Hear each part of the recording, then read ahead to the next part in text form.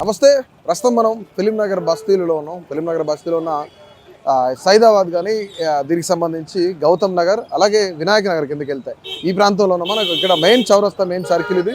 So ఇక్కడ మనం చూస్తున్నాం, ఇక్కడ ప్రధానమైన ప్రాబ్లం ఏంటంటే మెయిన్ రోడ్డు పైకి ఈ డ్రైనేజ్ వాటర్ ఫ్లో అవటం.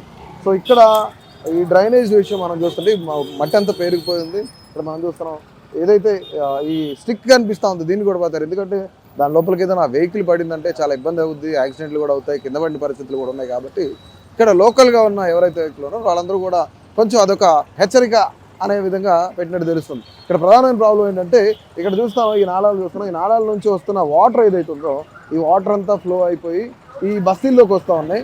ఈ బస్తీలోకి వస్తుంటే ఇళ్ల ముందుకి వాటర్, తర్వాత మట్టి, వీటితో పాటుగా ఇక్కడ ఉన్న డస్ట్ ఏదైతే ఉందో ఆ డస్ట్ అంతా ఇళ్ల ముందు నుంచి ప్రవహించడం, మొత్తం అంతా బురదమయం అయిపోతుంది. ఇక్కడ ఉన్న ప్రజలు అయితే చాలా ఇబ్బందులు పడుతూ ఉన్నారు.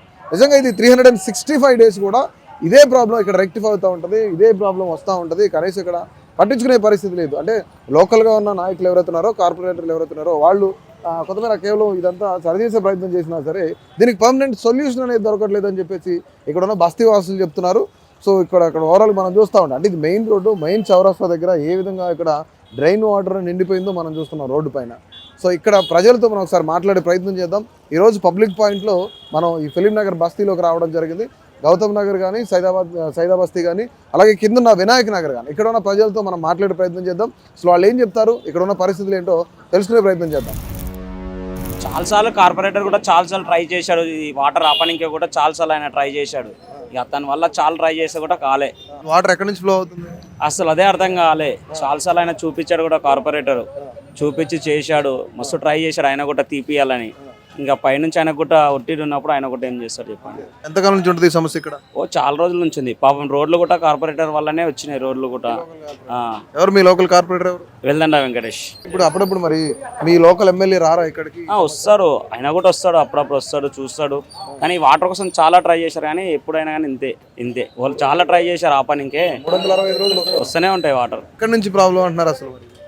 ఏమో అటు నుంచి పైనుంచి వస్తాయి, అటు నుంచి వస్తాయి. 4 అపోలో వాటర్ వాన వచ్చింది అనుకో, అపోలో మొత్తం వాటర్ మొత్తం ఇక్కడ వచ్చేస్తాయి. ఒకవేళ వర్షాకాలం వస్తే ఇక్కడ పరిస్థితి ఏంటి? ఇదంతా మునిగిపోతుంది. మరి ఘోరం, చాలా వస్తాయి వాటర్. అపోలో నుంచి వాటర్ చాలా వచ్చేస్తాయి. మరి ఏం పట్టించుకోరు ఇక్కడ మున్సిపాలిటీ వాళ్ళు కానీ? ఎవరు పట్టించుకుంటారు? వస్తే మున్సిపాలిటీ వాళ్ళు వస్తారు, వచ్చి చూసుకొని వెళ్ళిపోతారు. ఎంతకాలం నుంచి ఈ సమస్య ఉంది ఇట్లా? అది ఫిట్ చేసినప్పటి సరి నెల 2 నెలలకు ఒకసారి, 3 నెలలకు ఒకసారి వెళ్తూనే మరి వాటర్ అంతే వస్తూ ఉంటాయి. మరి నీళ్ళని ఎక్కడ పోతాయి? కిందికి వెళ్తాయి, మళ్ళీ రోడ్డు మీద కాదు, మళ్ళీ రోడ్ పోతే పోతాయి. ఎంతకాలం నుంచి ఉన్నారు ఇక్కడ మీరు? దగ్గర 30 దాకా. 30 అప్పటి తండ్రి ఇక్కడ ఇలాగే ఉంది. అప్పుడు మధ్యాహ్నం లేకుండే మేము తెచ్చుకునేది అక్కడ పోయి. అసలు రోడ్లు నీళ్ళు లేవు ఇక్కడ. అక్కడ నీళ్ళు ఎక్కడివి ఎంకసిరి. తర్వాత కేసీఆర్ ఉన్నప్పుడు ఒకలా ఉండే, ఇప్పుడు ఒకలా ఉండే అని చెప్పేసి అనుకుంటున్నారు. అది నిజమేనా? కేసీఆర్ ఉన్నప్పుడు బాగుందా, ఇప్పుడు బాగుందా? సరే, కేసీఆర్ ఉన్నప్పుడు కూడా జర మంచిగానే ఉన్నది. ఈయన అంటుంది ఏది చేస్తలేదు. ఇంకా మీకు పింఛన్లు 2000 ఎక్కువ చేస్తాను, అవి కూడా లేవు.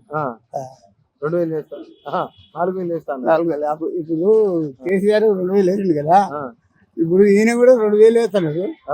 మరి అవి కూడా లేవు. ఇంకా లేదు అసలు? ఇంకా లేవు. ఏం చెప్తావు మరి రేవంత్ రెడ్డికి? ఏం చెప్తావు రేవంత్ రెడ్డి? అడుగుతావు మరి పింఛన్ పైసలు? పింఛన్ పైసలు అంటే ఆయన వస్తే అడుగుతాము. మరి నువ్వు అంటివి ఏదో నీ మాట ఏడని పెట్టుకుంటువి, నీ మాట ఏడని పెట్టుకుంటువి అని అంతే అడుగుతావు. మరి ఇప్పుడు ఎందుకు, ఎంతకాలం నుంచి ఈ వాటర్ రోడ్డు మీద ఇట్లా ఆగుతాయి? చాలా ఇంట్లో నుంచి. ఇప్పుడు కొద్దిగా నయం ఉంది, కానీ మునుపు ఫస్ట్ అయితే చాలా ఇబ్బంది ఉండే అప్పుడు ఫస్ట్ లో. మరి ఎవరు రారా ఇక్కడ? జిహెచ్ఎంసీ వాళ్ళు కానీ వీళ్ళు వస్తారు. మరి వాళ్ళు వచ్చి ఏం చేస్తారు ఇక్కడ? ఏమో చూసి చెక్ చేసి వెళ్ళిపోతారు. ఇంకా చూసి చెక్ చేసి వెళ్ళిపోతారు కంప్లైంట్ ఇస్తేనే. నేనైతే 3 సంవత్సరాలే వచ్చి ఇంతకుముందు చూసిపోయాను నేను. అసలు వర్షాకాలం అయితే ఇప్పుడు చాలా ఇబ్బంది ఉంటుంది, ఆడంటే ఆడ వాటర్ ఆగుతుంది. ఇప్పుడు వెళ్ళిపోతాయి, కింద వెళ్ళిపోతాయి, బస్సుకి వెళ్ళిపోతాయి. ఏం కాక ఎంతకాలం నుంచి ఉండే ఇక్కడ? మేమా వచ్చి మేము 5-6 ఏళ్ళు అయ్యా. 5-6 ఏళ్ళు అవుతుంది. ఈ నీళ్ళ సమస్య ఎప్పటి నుంచి? నీళ్ళు ఇక్కడి నుంచి వచ్చే వాటర్ వచ్చి నెలలో వస్తాయి, వర్షం వచ్చి ఎప్పటికి వస్తాయి. వర్షం వచ్చినప్పుడు వర్షాకాలం పరిస్థితి ఏంటి? కిందికి వెళ్ళిపోతాయి, కిందికి వెళ్ళిపోతాయి, చెర్లకు పోతాయి ఇట్లా. ఇంకంతే. నిండిపోద్దా ఇది వాన వచ్చినప్పుడు? ఆనొచ్చ మొత్తం వరదే పోద్ది ఇక్కడ. ఇదేదో వరద పోతుంది. ఆ. మరి అప్పుడు ఇబ్బందే కదా మీకు?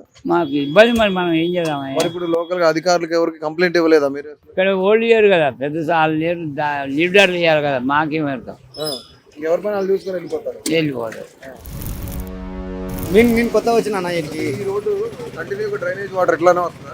వస్తా అట్లే వస్తుంది. ఎంతకాలం నుంచి ఉంటుంది? చాలా రోజులు నేను వచ్చినప్పటి నుంచి 3 నెలలు 4 నెలలు అవుతుంది, అట్లే వస్తుంది. మరి ఈ మధ్యలో ఎవరు అధికారులు కానీ ఎవరు వచ్చి? అది మనకు తెలియదు అన్న, మనం కొత్త వచ్చినాం ఇక్కడ, 4 నెలలు అవుతుంది వచ్చి ఇక్కడ. వస్తూ ఉంటారు అసలు ఇక్కడికి?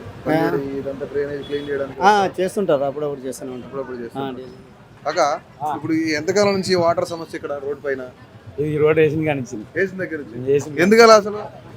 ఏమో మొత్తం గలీజ్ అంతా అక్కడే ఉంటుంది, మొత్తం అంతా మొత్తం అంతా పైన అంతా కూడా. టిఫిన్ హోటల్ నడుపుతున్నారు, మీ ఎదురుగానే ఇంత డిస్టర్బెన్స్ ఉంది, మరి ఇబ్బంది ఉండట్లేదు? నేను చెప్తున్నా, మరి వాళ్ళు తీసుకోవాలి కదా, వాళ్ళు తీసుకోవాలి. ఎవరు తీసుకోరా అసలు? ఏమో మరి తీసుకుంటే మరి మనం కంప్లైంట్ అంటే ఇస్తాం, అలా ఈ చేసుకోవాలి. రోడ్ వేసిన దగ్గర నుంచి డ్రైనేజ్ సమస్య ఉంటే ఈ రోడ్ వేసిన మీద కొద్దిగా బాగుంది, అంత ముందు అయితే బాగా, అంత ముందు అయితే మరీ గలీజ్. ఇంతకు ముందు అయితే సిమెంట్ రోడ్ లేనప్పుడు అంత మట్టి రోడ్ లో ఉంటుంది. అంత మట్టి రోడ్లు అంటే డైలర్కి వెళ్ళిపోయింది. ఫిలిం నగర్ అంటే అంత రంగుల ప్రపంచం అనుకుంటాం, కానీ ఫిలిం నగర్లో మనం చూస్తా ఉన్నాం ఏ విధంగా ఉందో. ఫిలిం నగర్ పరిస్థితులు ఏంటి, ఫిలిం నగర్లో నివసించే వాళ్ళ కష్టాలేంటో కూడా మనం చూసాం. ఇప్పటివరకు సైదా బస్తీ కానీ గౌతమ్ నగర్ నుంచి కానీ అక్కడి నుంచి స్టార్ట్ అయితే ఇక్కడ కింద వినాయక నగర్ మనం ఏదైతే ఉంది ఇదంతా ఒక స్లోప్ డౌన్లో ఉంది.